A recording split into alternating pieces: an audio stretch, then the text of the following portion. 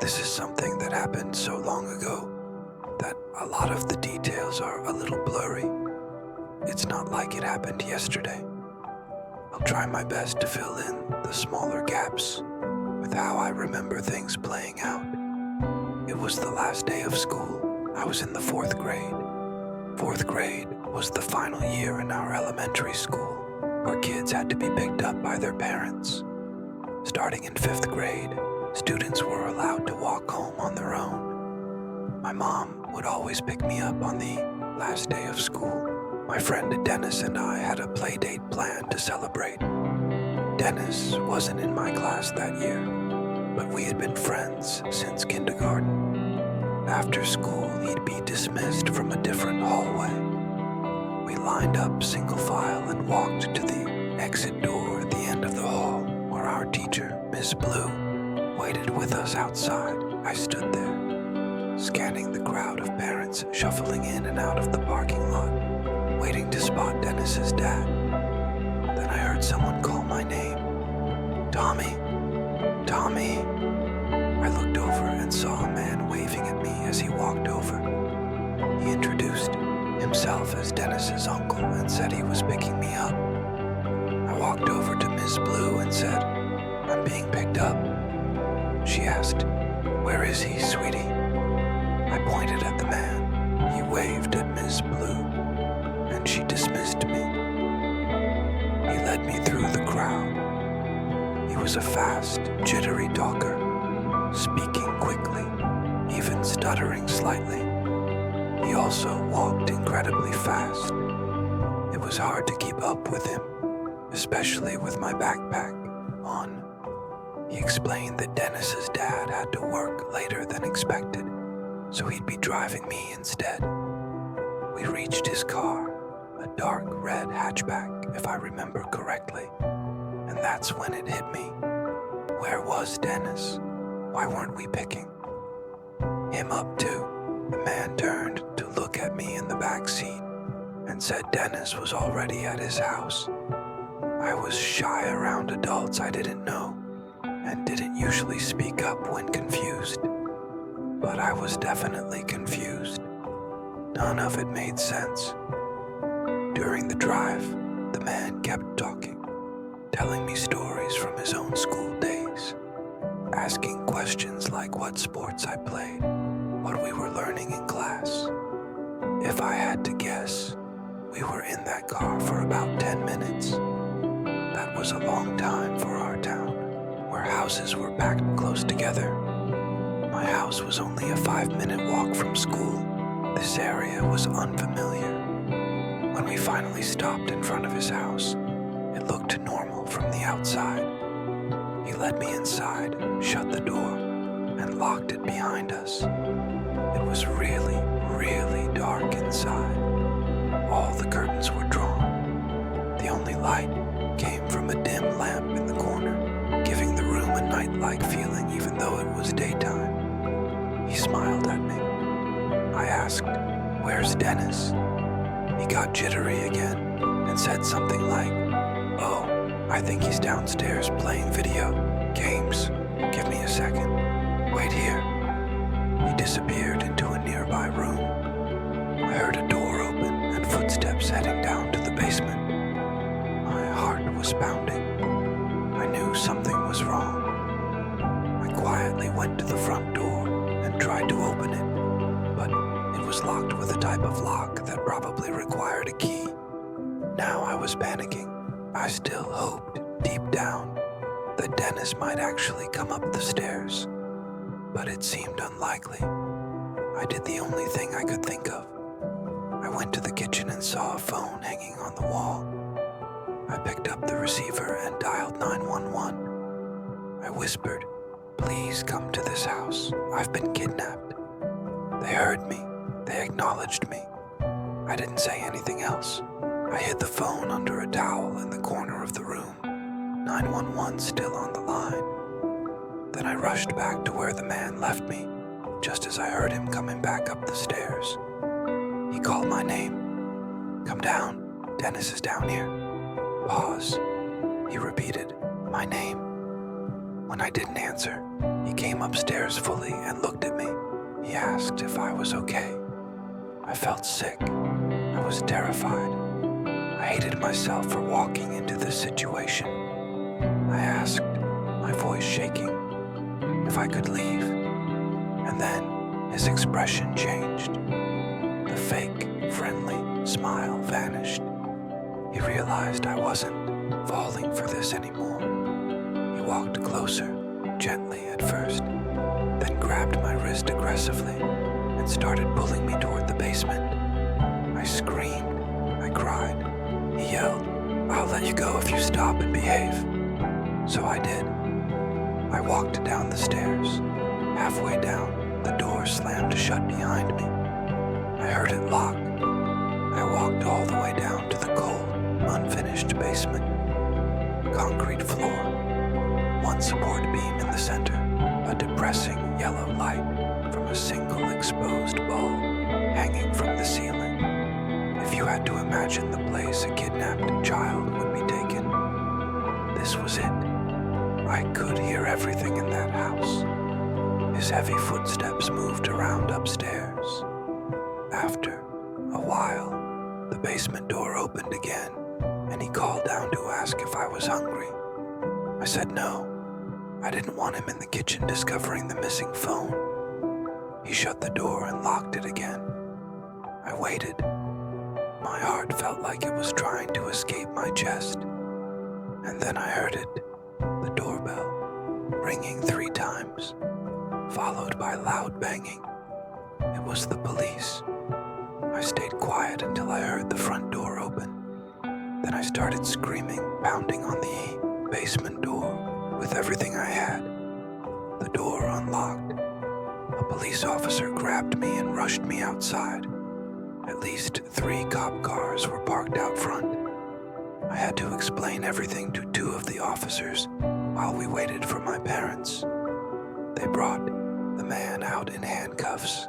That was the last time I ever saw him. When my parents arrived, my mom was sobbing uncontrollably.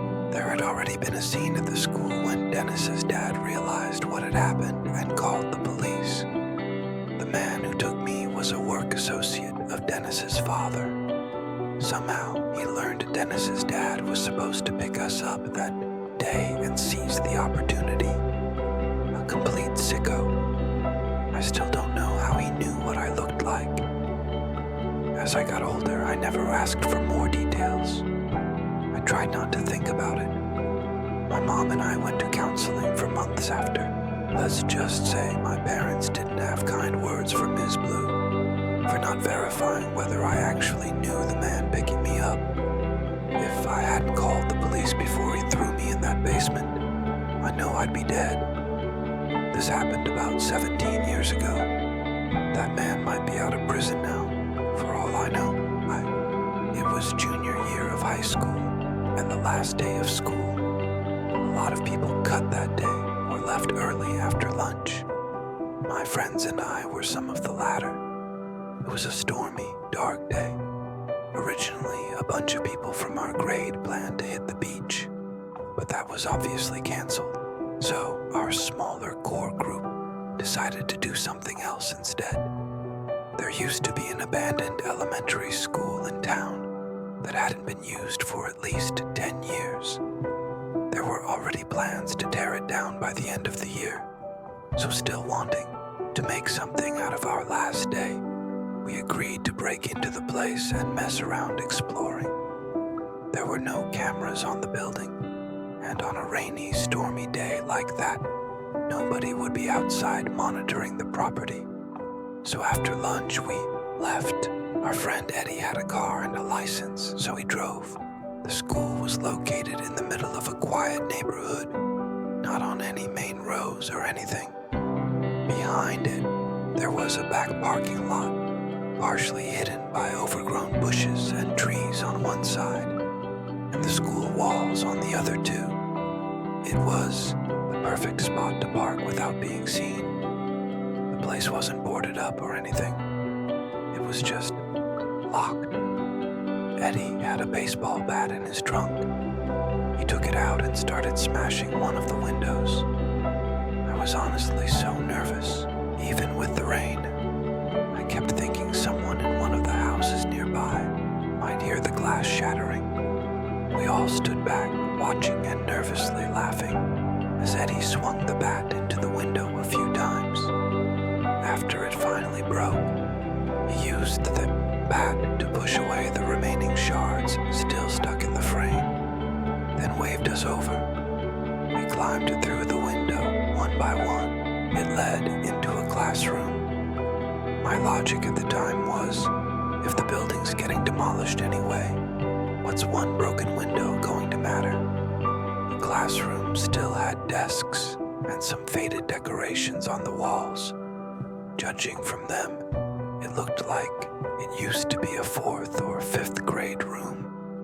It was surreal. This room used to be full of kids learning and laughing, and now it was just a cold, dark, abandoned space collecting dust, waiting to be destroyed.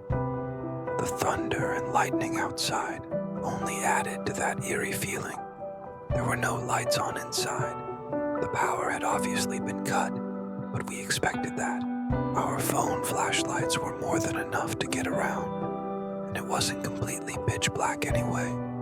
Some daylight still bled in through the windows. We walked the halls, going from classroom to classroom. Each one still had the desks and chairs from years ago, untouched.